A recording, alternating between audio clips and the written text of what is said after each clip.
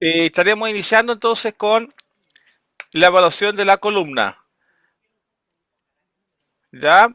Avísenme si se ve mal, ¿ya? Esto es para cadenas miofaciales y para 6 type. ¿Por qué iniciamos en la columna?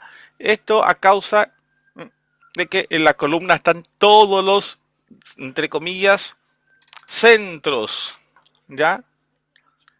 Todo es importante, ¿ok? Bueno, entonces, son varias las versiones de la postura. La postura no es algo estático, más bien dinámico, ¿ok? Mm, Es cuando la variabilidad del paciente en cuanto a su mecánica, ¿ya? Entonces, no hay una postura que uno diga, ah, esto es bueno, esto es malo. No, porque va a tener que ver o va a estar establecido según cómo es el paciente, cómo se mueve, cómo es su psique, en qué se desarrolla. Entonces, una persona más introvertida, obviamente que tendrá una postura más antálgica. Y eso no es malo, es su postura.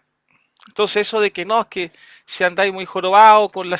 Claro, lo ideal es tener una buena postura, ¿ya? Hay estudios que hablan de que la postura es importante. Ahora bien, no define que yo tenga dolor o no. Eso que quede clarísimo, ¿ya? Es importante, pero no define nada. ¿Ok? Bueno, entonces, acá vemos que la evaluación a nivel biomecánico es importante. Y tenemos que entender que somos seres bípedos. Es decir, andamos de pie. Por ende, el eje de la columna es importante, ¿ya? Porque debería haber una plomada ahí entre ciertas vértebras. Hay centros gravitacionales como T4, de Little John, por ejemplo. Y nosotros tenemos que tener una columna balanceada, ¿ya? Entonces es importante esto, ¿ya? Muy importante. Bueno, en este caso, como estamos verticales, la columna va a estar alineada a la cintura pélvica y a los miembros inferiores, ¿ya? Tenemos que entender también que tenemos en la planta, tenemos células que reciben información, los discos, ya hay discos de Merkel y otros, entonces el pie es un regulador, es un regulador nervioso, neurológico, ¿ya?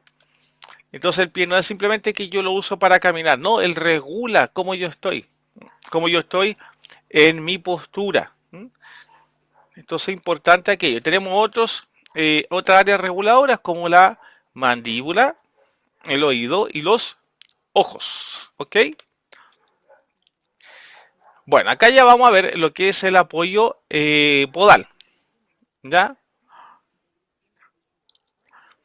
El apoyo podal, vamos a mandar un videito sobre la marcha, ¿ya? Para que lo estudien mejor, ¿ya? Porque si nos vamos ahí, hay harta materia, ¿ya?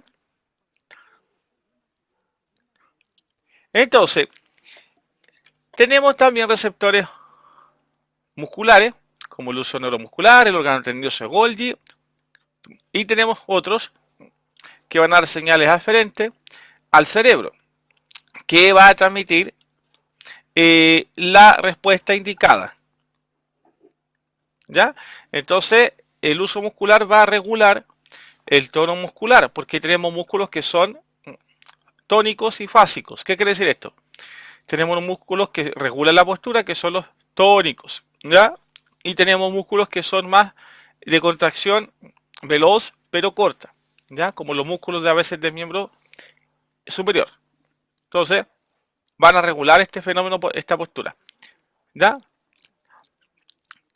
Bueno, la postura dinámica va a estar regulada entonces por nuestro sistema nervioso central, ¿ya? Entonces es importante porque esto va a determinar cómo nos movemos, cómo nos sentamos, ¿no? Cómo distribuimos nuestra postura. ¿Ok? Bueno,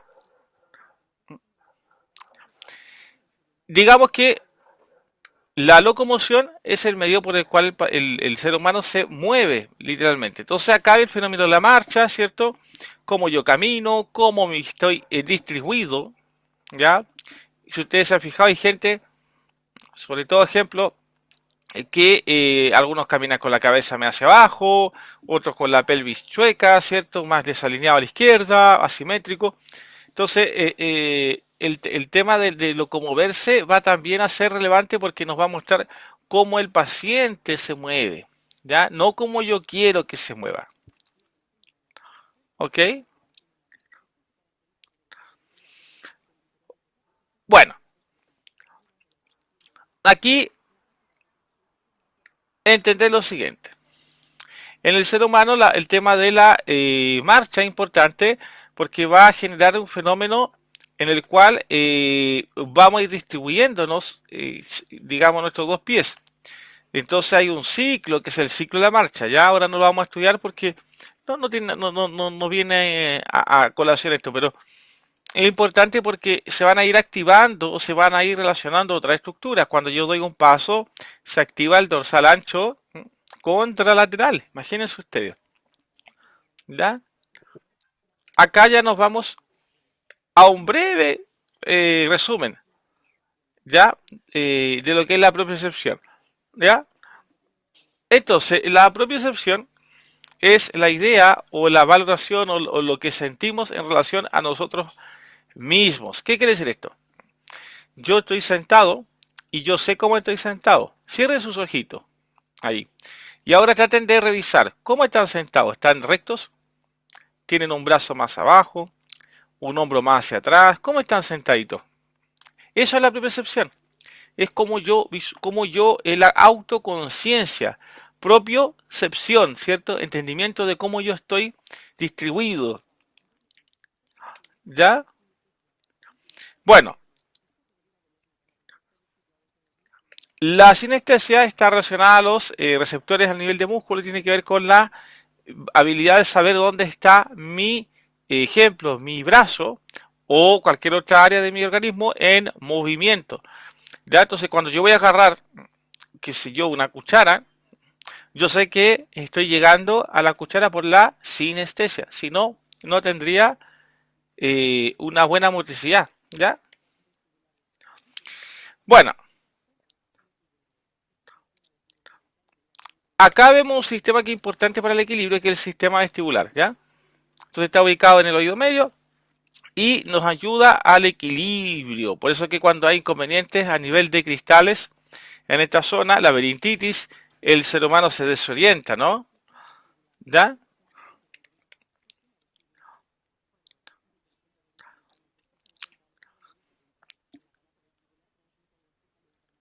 En este caso tenemos que entender que este sistema está en el hueso temporal y hay un nervio que ayuda a esto, que es el nervio vestíbulo coclear, ¿ya? Entonces estos cristales que tenemos y los canales que tenemos, ¿cierto? Semicircular y otro, van a sernos bien útil para determinar cómo estoy yo equilibrado, mi postura. Entonces es relevante esto porque es una manera también del organismo autorregularse, ¿ya? Acá ya entramos a otra área, los movimientos de la columna. Hasta acá, ¿dudas? ¿Cómo vamos?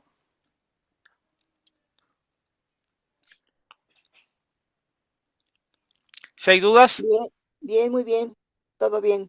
ya. Si el resto tiene duda, avise.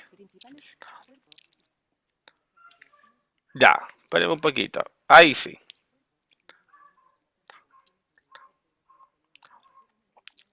Bueno,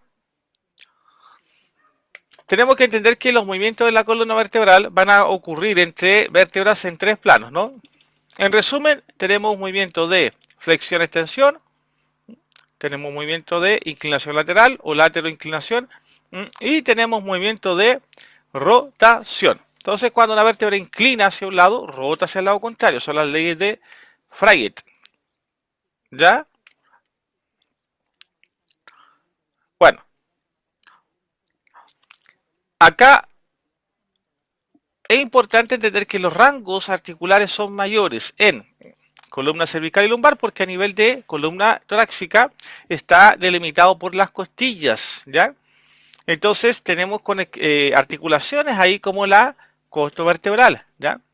Y hay otra también, hay otra que está en las costillas, ¿ya? ¿Mm? La columna va a tener dos vertientes relevantes, dos áreas que hay que entender. Primero, es rígida, entonces tiene ligamentos, tiene estructuras como el disco intervertebral que van a ayudar a proteger, ¿ya? Y también va a ser flexible, por eso que tiene músculos que van a ayudar a que eso ocurra, ¿ya? El mismo disco es bastante elástico. Tiene anillos, colágeno en varias direcciones a nivel del anillo del núcleo, ¿ya? Entonces, no es una estructura delicada, frágil, no, es sólida, o sea, rígida, pero a la vez flexible, ¿ya? Bueno, acá vemos que la columna queda en una inclinación más unilateral cuando cargamos el peso en un pie o más en una zona.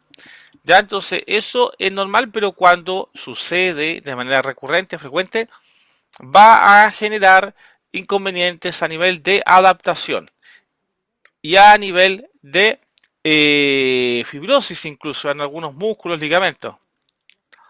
Bueno, bueno, acá hay que entender que hay varias capas musculares y ligamentos que dan la elasticidad a la columna. Entonces tenemos la capa del trapecio, romboide, los romboides, dorsal ancho. Luego tenemos del medial a lateral el semiespinoso, longissimus, iliocostal y más abajo los rotadores. Entonces tenemos es como la columna está bien apapachada, por decirlo, está bien, bien tiene, digamos, soporte, ¿ya? No, no es que las vértebras están tiradas al azar, ¿no? Bueno,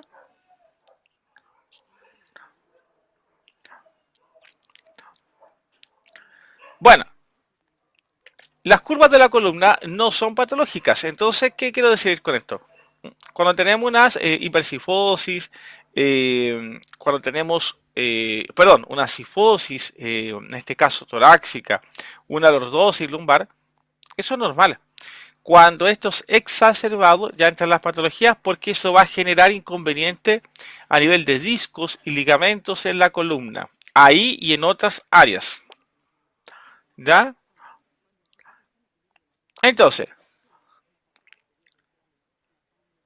digamos que el equilibrio ocurre cuando la parte de los glúteos, del cráneo y la parte torácica están en equilibrio, cuando el individuo está de pie. Cuando no, es porque existe o una hipercifosis torácica, una hiperlordosis cervical o una hiperlordosis lumbar. ¿Ok?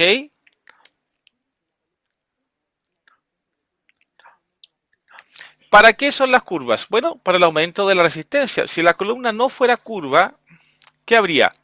Imagínense ustedes tirando un paracaídas. ¿Cómo se amortiguaría el impacto? ¿Me entienden? Entonces la columna es curva por lo mismo, para amortiguar el impacto, ¿ya? Entonces, eso de que no, que quitar la lordosis, ejemplo lumbar, no, es pésimo, porque en el fondo no va a haber una distribución correcta de la energía que se disipa cuando yo caigo o cuando piso, ¿ya? Bueno, ¿estamos bien hasta ahora?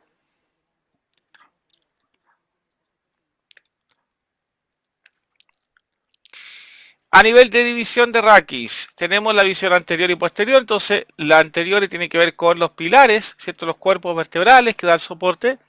Y la posterior tiene que ver más con los procesos o apófisis transversa, procesos espinosos y articulares, que van a dar la unión a estructuras ligamentosas y musculares. ¿Ok? Bueno, digamos que la flexión y extensión se hace en un plano sagital en la columna, aceptando en el cráneo, ¿ya? Y en el fondo van a determinar, es como un mástil, ¿no? Van a dar la estabilidad a todo nuestro sistema, ¿ok? Bueno, ya a nivel de flexión lateral, esto se va a realizar en el plano frontal, ¿ya? En el plano frontal. Entonces, ¿qué quiere decir esto? El plano frontal sería como una línea que cruza, ¿cierto? Entonces, con el movimiento de inclinación lateral, yo voy a cruzar ese plano. Ya hay unas clases que hay de ejes y planos, es bueno que las revisen. ¿Ya? Bueno, acá vemos lo siguiente. A nivel de rotación lumbar no hay mucha rotación, ¿ya? Hay 5 grados. A nivel de rotación lumbar, ejemplo, ya son 35 grados. Perdón, torácico, son 35 grados, ¿ok? Bueno, aquí vemos cómo medir la flexión a nivel torácico. Entonces se hace una línea de la columna dorsal hasta el trocánter mayor, ¿ya? Pero eso no lo vamos a usar nosotros ahora, ¿ya?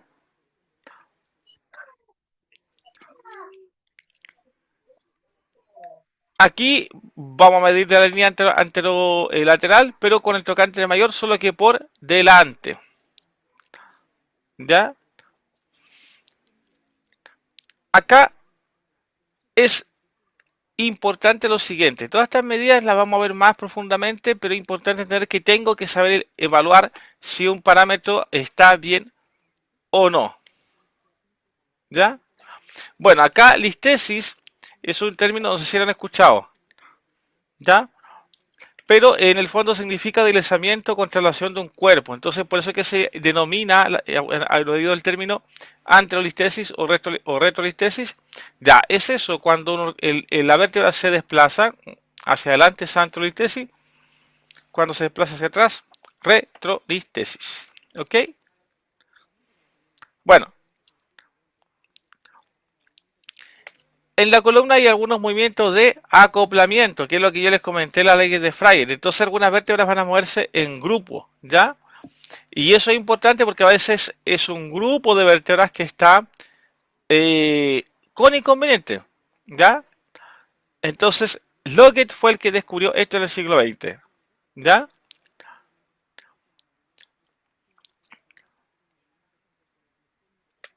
¿Qué va a ocurrir? Que cuando yo tengo un movimiento, ejemplo de inclinación lateral, va a haber otro movimiento, que es el de inclinación lateral. Y también, perdón, cuando ocurre, claro, un movimiento de inclinación lateral, va a ocurrir un movimiento de rotación contralateral y de flexión o extensión. ¿Ya? Entonces no es solo un movimiento o una vértebra que se mueve, ¿ya? Ahí yo mostré la figura donde se ve la flexión, extensión y todo el tema de las carillas articulares. ¿Ok? Bueno, ahí vemos entonces también la figura de los planos asimétricos de torsión, ¿ya? Bueno, a nivel de columna, en el eje posterior tenemos, como les comenté yo, las carillas articulares, los procesos transversos espinosos, ¿ya? Y otra estructura. Bueno, acá vemos que la orientación de las carillas en un plano vertical es la que va a permitir los movimientos de las vértebras. Entonces, ejemplo, las carillas a nivel de cervical inferior ya van a mirar más hacia abajo. Las lumbares superiores van a mirar más hacia arriba y las lumbares inferiores más hacia abajo. Esto es importante cuando yo hago una manipulación. Bueno,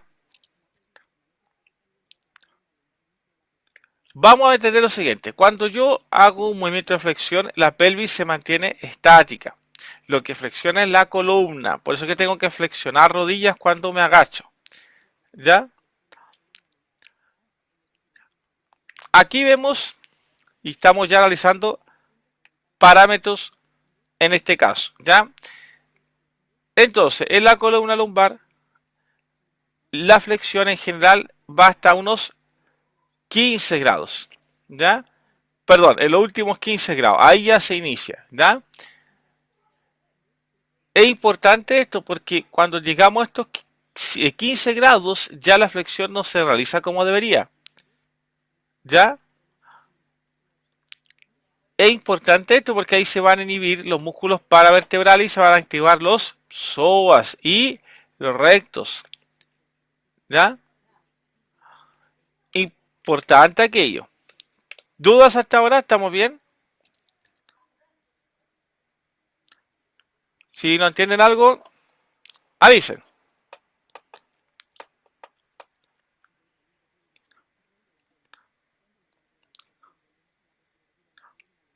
Avísenme.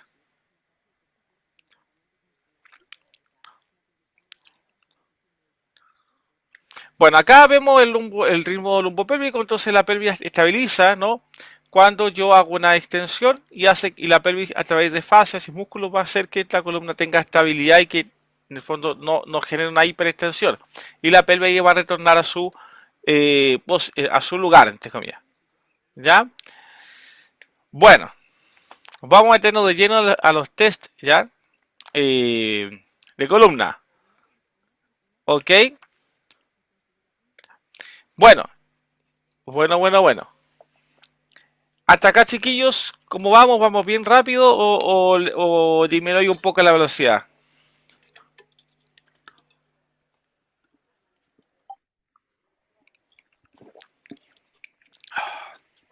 Démosle entonces con los test, ¿ya? Hoy día harto. Hoy día es harto. A ver, tengo un segundo que bajé mucho el volumen. Ahí sí. Bueno, ahí está. Entonces, la anamnesis a nivel de columna tiene que ver más que nada con identificar, ¿no? Dónde yo voy a colocar mis manos, dónde yo voy a evaluar. ¿Ya? Entonces, tenemos que revisar cuáles son los signos y los síntomas aparentes, cuál es la lesión que está ocurriendo en esa zona. ¿Ya? Tengo que revisar los antecedentes, las estructuras que padecen. Es decir, si viene con lumbalgia, yo reviso las lumbares. ¿Ya? Pero también tengo que ir a las estructuras distantes. Puedo ir a la torácica, a la cervical y así evaluar toda la estructura. ¿Ya?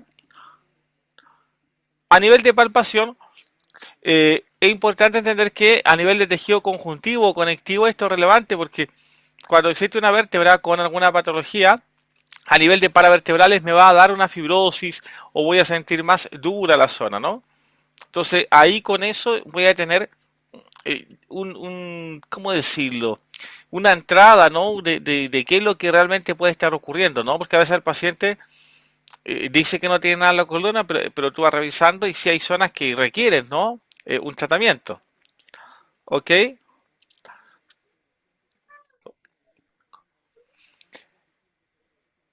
El edema en este caso no es tan importante porque es más localizado, pero puede indicar que hay falta de circulación en algún área vertebral.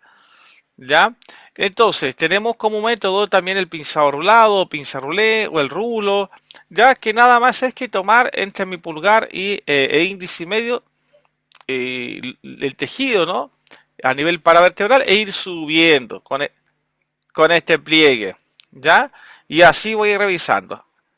Alguien ingresó, demos un segundito.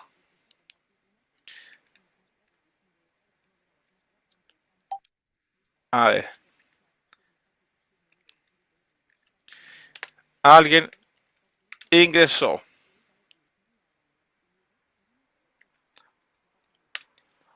Ahí, ¿qué más? Demos un segundito, chiquillos, ¿ya? Para que todos tengan acceso. Ya, entonces,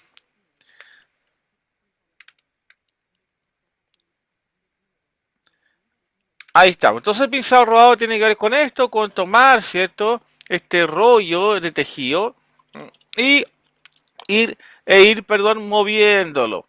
Cuando yo encuentro una disfunción es porque ahí es, ¿ya? Fibrosis o lo que sea. Bueno, vamos a ver qué es lo que es la metámera para saber cuál es la utilidad de esta pinza rodada, ¿no? ¿Mm? La metámera, ¿qué es lo que es? Es todo lo que inerva un nervio espinal. Entonces, a nivel clínico, si un segmento de la metámera tiene inconveniente, ejemplo, un músculo, va a establecer mediante las neuronas comunicantes una inconveniente a nivel de la vértebra, es decir, en el hueso, en el osteotoma, o esclerotoma, va a generar inconvenientes a nivel de la víscera inervada, el viscerotoma, a nivel de piel, que es el dermatoma. Entonces, si hay una piel, un tejido con fibrosis o con falta de movilidad, todo el metámera va a estar con inconveniente. ¿Ya? Entonces, así yo tengo claro o estoy evaluando dónde está la disfunción. ¿Ya? Bueno, tenemos que revisar entonces protocolo de visualización digamos, observar al paciente, palpación y luego test de movilidad. ¿Ya? Bueno, a nivel de inspección podemos ver edema, marcas cutáneas, ¿ok? A nivel de palpación tenemos como ver cierto fibrosis, adherencias, en fin, ¿ya? A nivel de test activos o pasivos tiene que ver con, los test activos son cuando el paciente moviliza una estructura. Yo le digo, mira, flexiona el tronco, flexiona la columna, ¿no? Cuando es pasivo, yo muevo al paciente. Y test específicos ya son test más neurológicos, ¿cierto? Como el test de Slam Test, ¿cierto? El test de compresión, distracción, decline, Jackson y otros. Bueno, acá es importante porque cuando observamos tenemos que observar el cuerpo en movimiento. ¿Ya?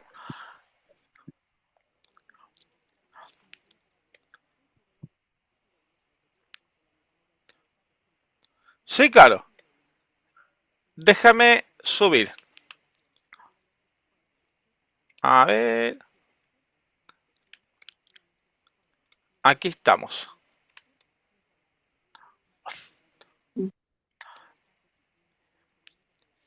Bueno, entonces la metámera tiene relación con que cuando un área está afectada, es decir, la metámera es todo lo que inerva un segmento, ¿no?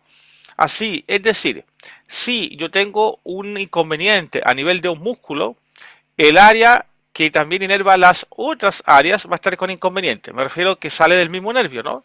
Es decir, si yo tomo la piel del nervio que también tiene ramo hacia allá, también va a estar mal. Imagínense un árbol. ¿Mm? El ramo, el tronco sería el nervio espinal, ¿ya? Digamos, en este caso. La- el, digamos, una rama iría hacia el músculo, que sería miotoma, otra iría hacia la piel, que sería el dermatoma, y así, otra al hueso, que sería esclerotoma, otra se llamaría angiotoma, viscerotoma, fasciatoma. Solo que estos ramos están interconectados por un ramo que se llama ramo comunicante. Entonces lo que ocurre en el miotoma, en el músculo, va a tener consecuencia en el dermatoma. Y al revés también, casi, ¿ya?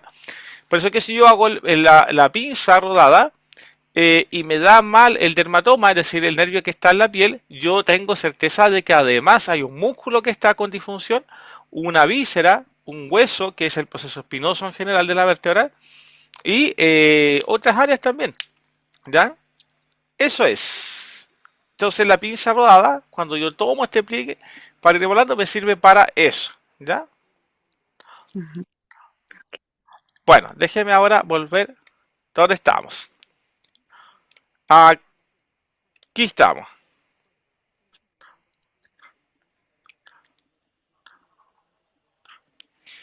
Bueno, acá entonces cuando hacemos una evaluación, tenemos como evaluar qué segmentos están con inconvenientes, cuáles se relacionan con la lesión. Ejemplo, yo quizá hago una flexión de columna torácica, pero se note que yo flexiono con las medias inferiores, pero las superiores no.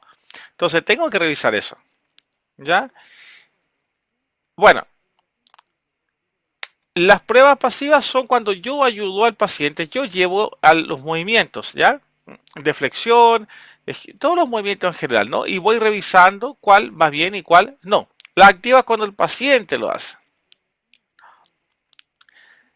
Acá ya entramos a las técnicas de evaluación de coxo femoral. ¿Ya? Entonces, acá vemos otro test que es el test de apertura de la espina ilíaca. ¿Ya? Bueno, acá ejemplo en bipedestación se palpa la espina ilíaca posterior superior, ambas, y se ve si están en el mismo lugar, cómo se mueven, ¿cierto? Eso es importante para ver si las caderas o si la pelvis está bien alineada.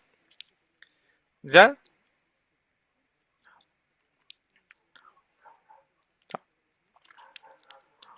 Acá, entonces, ejemplo, cuando la espina ilíaca posterior inferior está con inconveniente en el isquion es cuando estamos sentaditos, ahí nos sentamos, el isquion.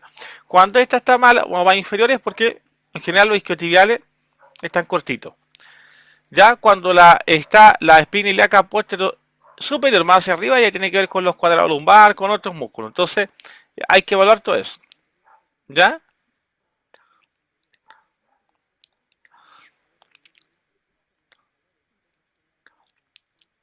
Bueno, acá entender lo siguiente. La espina ilíaca anterior superior, a veces cuando está mal, es por problemas de rotadores de cadera. ¿Ya? Y la EIPS o la posterior también. Pero ahí vamos a ir viéndolo, porque en algunos es por rotadores del mismo lado o contrario. Pero lo vamos a ver más adelante. ¿Ya?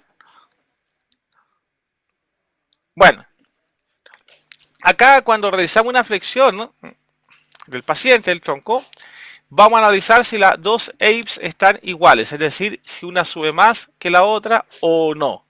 ¿Ya? Esto es como lo base de las pruebas osteopáticas o quiroprácticas. Ya, o de cadenas miofaciales también. Porque si yo reviso esto, ya hay un lado cortado, hay alguna cadena cortada. Por eso que esta clase es común para quienes hacen Seistai, Don y cadenas miofaciales, ya, porque para a todos les va a servir esto. ¿Ok? Bueno, acá vemos la prueba de flexión de apes anterior en flexión. ¿Ya?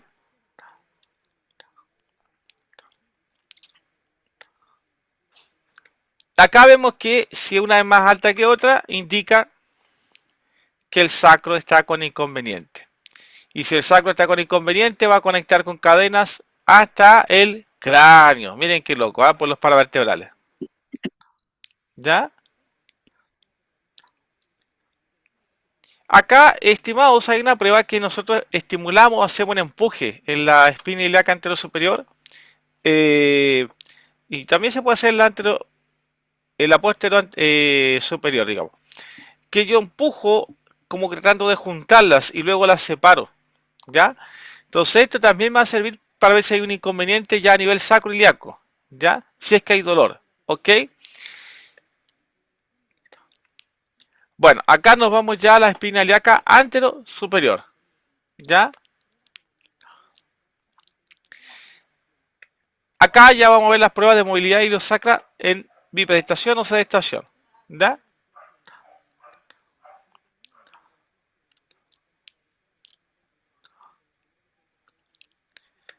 Acá vemos cuando se realiza una flexión, nosotros colocamos nuestros pulgares, ¿cierto? Y cuando se realiza una flexión de tronco, si esa sube o no sube. O podemos también, estimados, hacerle que haga una flexión de cadera, ¿cierto? Entonces, cuando uno hace la flexión de cadera y extiende, vemos si esa se mueve o no. Y vamos analizando cuál se mueve más. Donde se mueve menos es porque ahí está el inconveniente. ¿Ok? Acá nos vamos ya a la evaluación de la hemibase del sacro. ¿Ya?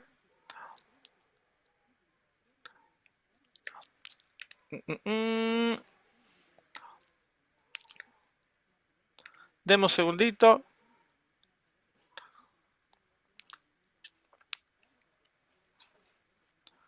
Demos un segundito. Creo que estamos ya. Sí,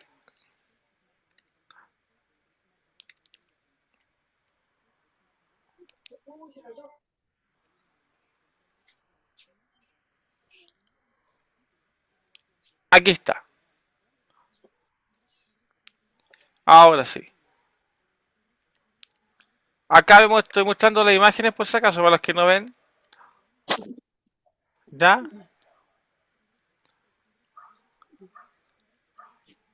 Acá vemos los mismos test de columna cervical. Ya, chiquillos, es lo mismo. Es llevar a flexión, a extensión, rotación, inclinación lateral.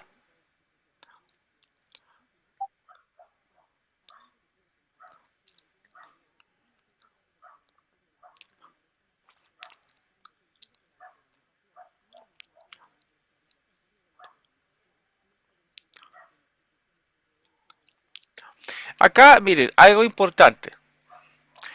A veces hay pacientes que cuando uno lo revisa están, o de pie o sentado, están como con la cabeza más hacia un lado. Pero además está rotado hacia el otro lado. Entonces, ejemplo, inclina hacia la derecha, pero está rotada a la izquierda levemente. Ahí hay un occipucio anterior. Entonces, esa es una disfunción en la cual el atlas y el occipital están en disfunción, ¿ya? Y eso es importante porque coordina todo el atlas, ¿ya? Es muy importante. Entonces, hay que fijarse en eso. Insisto, si eres acupunturista, masoterapeuta, da lo mismo, porque te va a servir para entender, ejemplo, si eres acupunturista, ¿qué meridiano transcurre o va por esa zona? Puede ser meridiano de vejiga u otro. Entonces es importante entender esto, ¿ya?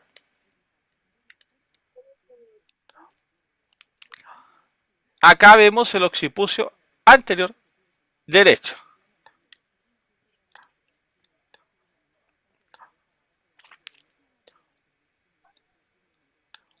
Aquí vemos lo que yo comenté. Entonces, inclinación hacia un lado y rotación del mentón hacia el otro.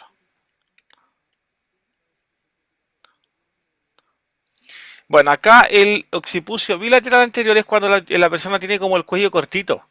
Entonces, es como que pareciera que tuviera como la cabeza hacia adelante, pero no a nivel de inclinación. Es como tirando la cabeza hacia adelante. Imagínense ustedes tirando como su cuello sin mover el tronco, tratando de agarrar algo. Eso sería más o menos. ¿Ok?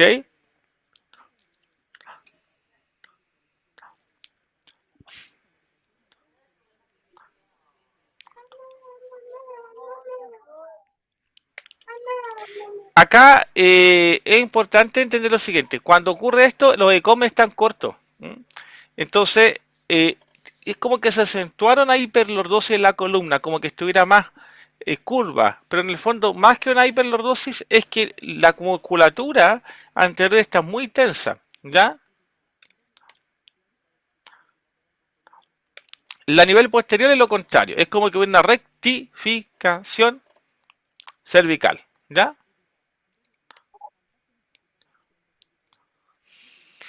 Bueno,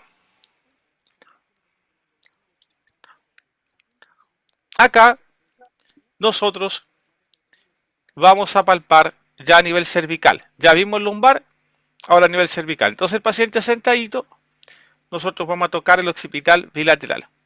Si hubiera uno más posterior es porque hay una disfunción que puede ser de cadenas miofaciales. ¿Se acuerdan que vimos la cadena posterior la semana pasada? Ya, si esa cadena a nivel de ejemplo izquierdo está mal, la tendencia es que mi occipital esté más posterior en esa zona. ¿Ok?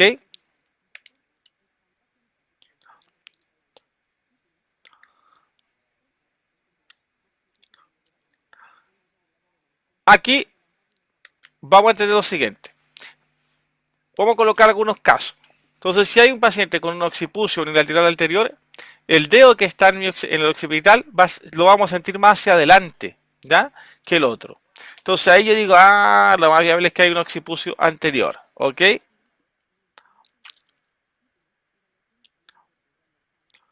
Y no sé si quieren un break o no, porque igual es harto, he tratado de hacerlo más lentito, ya por eso es que he dado algunas pausas.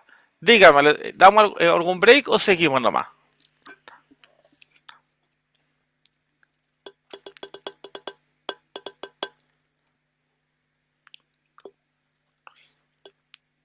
Si no dicen nada, yo sigo.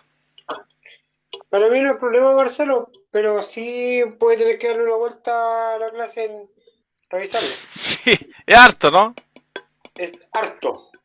Que no está difícil, pero es harto. Hay que entenderlo. Y va a haber Es, cosas nuevas. Hay harto sí, po. nuevo. Exactamente. Y el tema, ¿saben cuál es? Que esto hay muchos kinesiólogos, quiroprácticos, osteópatas que ni siquiera lo ubica. Entonces, bueno, un masoterapeuta también debería saberlo, ¿no? Porque al final si tenía un occipucio posterior, algún tejido blando hay que ajustar, ¿no? ¿Ya? O, ejemplo, vamos con la acupuntura. Si hay un paciente que tiene rigidez torácica a nivel medio, yo ya como acupunturista digo, lo más viable es que sea disfunción de qué meridiano, qué órganos están por ahí, estómago, hígado, y si está a nivel cervical. Ejemplo, el paciente tiene un occipucio posterior, y mi paciente, ejemplo, tiene dolor de cabeza. Tal vez haya inconveniente en el meridiano de vesícula biliar. Entonces, es un conocimiento que es transversal, ¿ya? Por más que digan que no, es transversal esto, po, ¿ya? Porque te va a dar una visión, un entendimiento y te vas a ahorrar tener que darle vuelta al tema, ¿no? ¿Qué víscera da inconvenientes de mareo? Vesícula. ¿Dónde hay dolor cuando hay vesícula? Occipital, zona de cervical alta. Entonces yo asocio, puedo tratarlo con ajustes articulares o con acupuntura en los puntos de vesícula. Si veo que hay, como les digo, una hiperlordosis lumbar, riñón o rectificación lumbar, riñón o disfunciones sexuales, podría quizás tratar el triple calentador, ¿no? Y así, ¿ya? Importante, ¿no? Interesante el tema. Y así sucesivamente. O si soy naturópata, tengo como revisar suplementos, en fin. Ya, entonces, lo que quiero comentar es eso. No es que la anatomía es para unos sí, para otros no. No, para todos, ¿ya? Si usted quiere hacer bien su labor, atender bien a sus pacientes, no le haga asco a la anatomía ni a la fisiología, porque no es que el médico tiene que saber más que yo, o el kine, o el médico sabe más de fisiología y el kine anatomía. No, yo debería saber de todo, ¿ya? Porque el paciente requiere solución. Y por eso también nos llama, ¿no? Entonces, mientras yo más soluciones dé, mejor gano. Y otra cosa, me siento mejor también, ¿no?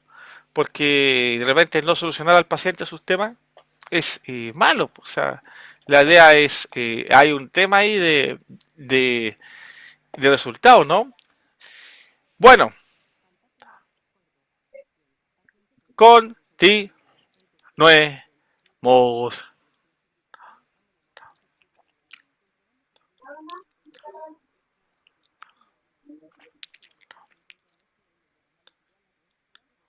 Ya, entonces, acá a nivel de columna cervical, dorsal, yo estoy detrás del paciente, paciente en sedestación, solicito flexión. Si noto alguna vértebra más posterior, es decir, que se siente más, digamos, más dura, quiere decir que esa vértebra no se mueve bien, está posterior, ¿ok? Acá vemos una palpación estática del área torácica alta entre T1 y T4, ahí la zona de pulmón y corazón, ¿ya?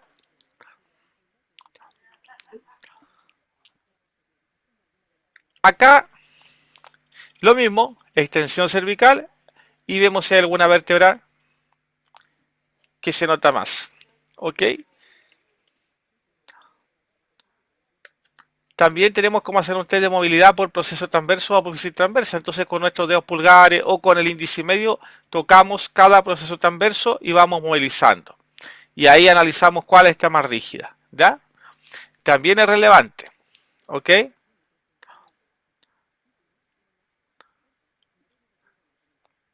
Bueno, acá es importante. Recuerdo anatómico, columna torácica, 12 vértebras, 12 costillas, 7 costillas verdaderas, 3. A ver, hay otras 3 que son falsas y otras 2 que se llaman, ¿cómo se llaman? Y tenemos 12 vértebras, 12 costillas. A ver quién se acuerda cómo se llaman las últimas 2 costillas. Bueno, acá, músculos de la espalda, ¿cierto? Recuerden que tenemos los trapecios, romboides, los erectores, ya los mencioné anteriormente, ¿ya? ¿Ok? Bueno, acá entonces, estimados, voy a ir describiendo esto ya bien despacito para que lo entiendan bien. Entonces, movimientos en FLR, ¿qué quiere decir eso? Flexión, inclinación y rotación, ¿ya? Entonces, paciente sentadito, paciente sentado, terapeuta posterior al paciente, ¿ya? El terapeuta toma la espinosa con ambos pulgares, o sea, cada pulgar a cada lado, ¿ya? Al paciente se le solicita que realice una flexión, ¿ya? Una flexión, ¿ya? Se le pide que realice una lateralización, estamos hablando a nivel de columna cervical, y una rotación contralateral, ¿ya? Entonces, ejemplo, flexiona, ahora inclíname a la derecha el cuello, pero rota hacia la izquierda, ¿ya? Vamos a analizar qué cosa, cómo se mueve la espinosa.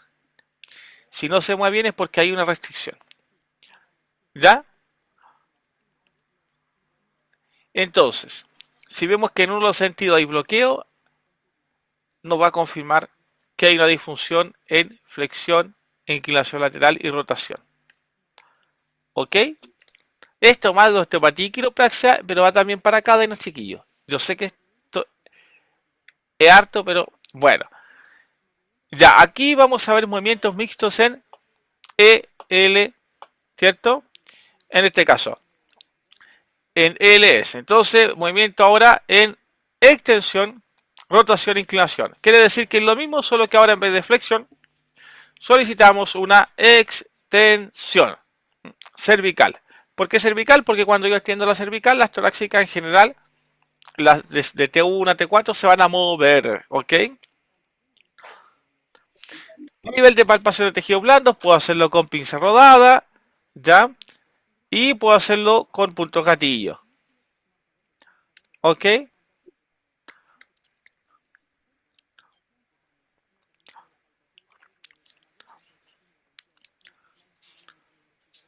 Bueno, acá a nivel cutáneo podemos revisar si hay sudoración, si hay eritema, ¿ya?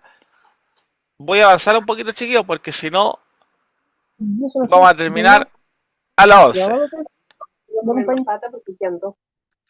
Diga, perdón.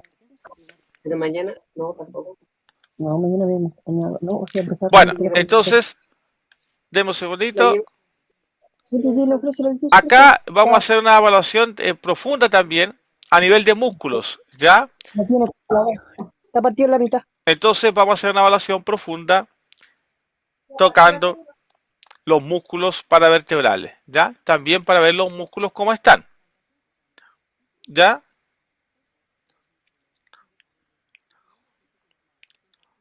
Vamos a revisar qué cosa. Si hay fibrosis, si hay contractura, si hay puntos gatillo, todo eso vamos a ir revisando, ¿ya? Acá ya vamos a desarrollar un poquito más lo que es el pinzado rodado porque aquí ya están los órganos, ya la inervación de los órganos en la columna torácica. ¿Ok? Entonces, ¿qué dedos van a tomar el tejido? El pulgar y en general el índice y el medio. Y ahí se va a hacer un pliegue y eso se va a ir, entre comillas, llevando hacia superior. La zona que yo sienta que hay adherencia, que no va bien, es ahí donde la metámera está con alteración. ¿Ok?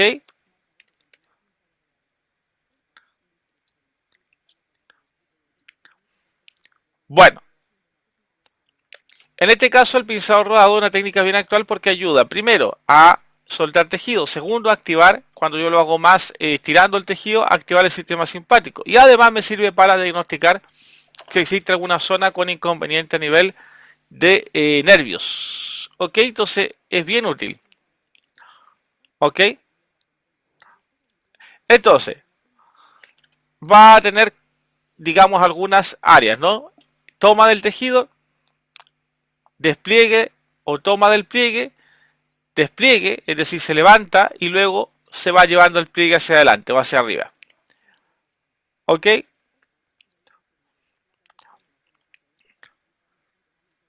Bueno, en este caso a veces hay que entender que la anatomía no explica muy bien el dolor diferido. Entonces, cuando yo hago el pinzado rodado puede que irradie hacia otra zona. Ahora nos pasamos a la columna vertebral lumbar. Bueno,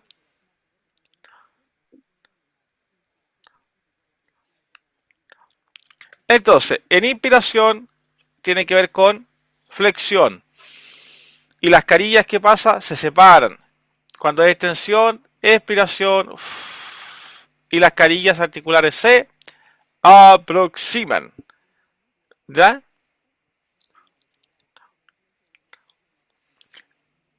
Bueno, acá hay que entender lo siguiente. El diafragma y el psoas van a tener una trascendencia bastante grande en la columna. ¿Por qué? Porque el diafragma y el psoas van a ir más o menos hasta L2, L3. Entonces, cuando yo inspiro y respiro, ocurre una rectificación. Cuando el diafragma está mal, va a ocurrir una hiperlordosis de la columna. ¿Ok?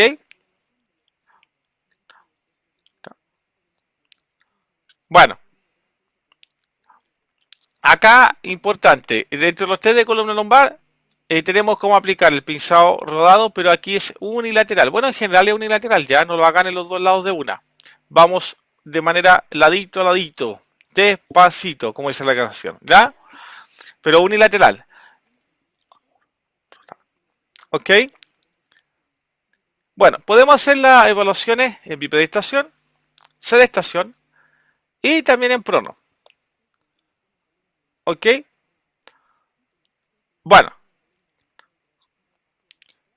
tenemos cómo realizar test de inclinación lateral neutra, test de inclinación lateral con rotación. ¿Ya?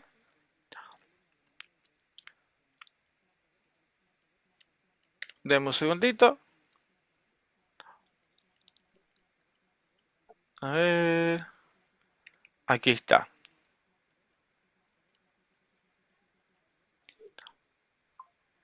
Aquí está. Bueno, acá entonces vamos a aprender a evaluar sobre los procesos espinosos. Ejemplo, cuando yo flexiono, yo tengo que analizar si es que los procesos transversos, o sea, espinosos, se distancian o no. Deberían distanciarse. Si no se distancian, ejemplo, yo evalúo entre L1 y L2. Si no se distancian, porque ahí hay una disfunción, ¿ya? Y al revés también. En extensión yo debería evaluar que se aproximaran.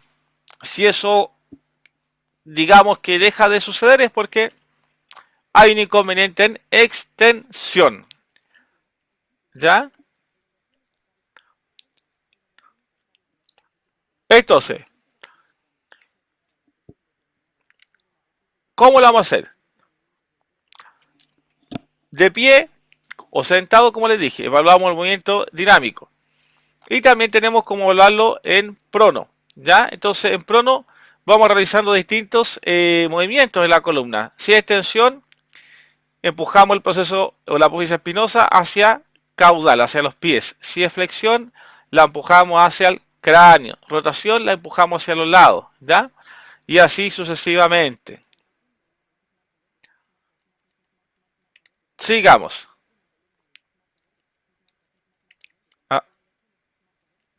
Aquí.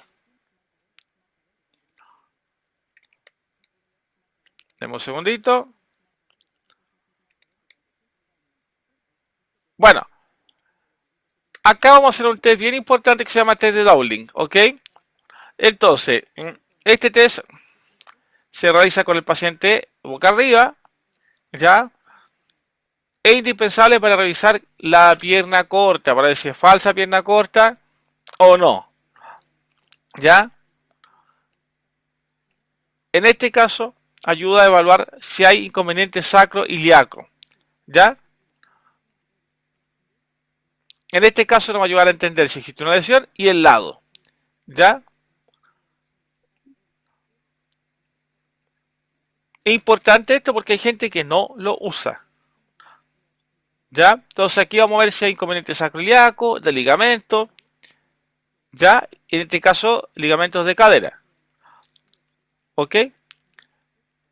Bueno, vamos a ir viendo la etapa. A ver.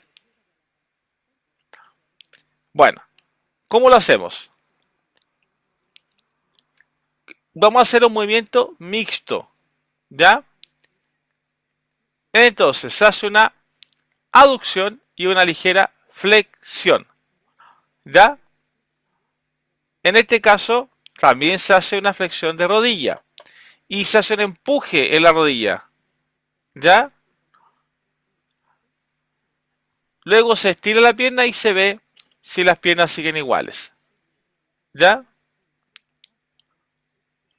Entonces, se lleva el pie en aducción, ¿cierto? En flexión de rodilla y de cadera, y luego se vuelve a la posición neutra, ¿ya? Aquí vamos a evaluar si existía una desigualdad de miembro inferior, si es que aumenta o disminuye, en este caso, ¿ya? Y luego, para ver si vuelve, hacemos el mismo test, pero al revés, es decir, llevamos a una abducción, una rotación interna, y ahí empujamos la rodilla, pero por la zona externa, ¿ya?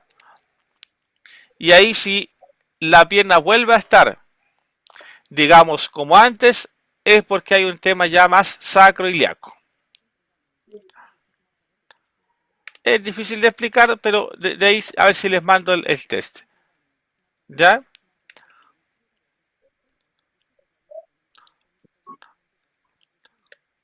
Déjeme avanzar.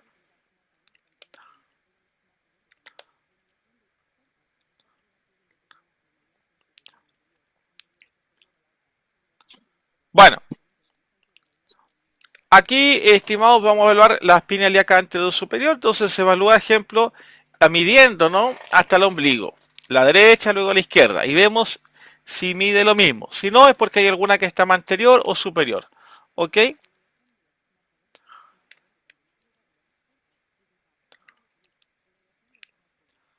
Acá, a nivel de ramo púbico, también se evalúa. Puede que un pubis esté más ascendido, más descendido. ¿Ya?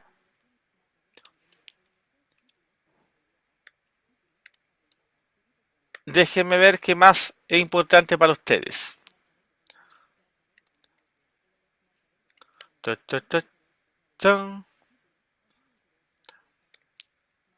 Bueno, a nivel de ángulo infrainterno del externo del sacro, el paciente en prono nosotros tocamos el sacro, ya en su zona más de base y vamos bajando. Si en la zona más lateral del sacro hay como una elevación en algún lado es porque esa zona está más rotada o posterior. ¿Ya?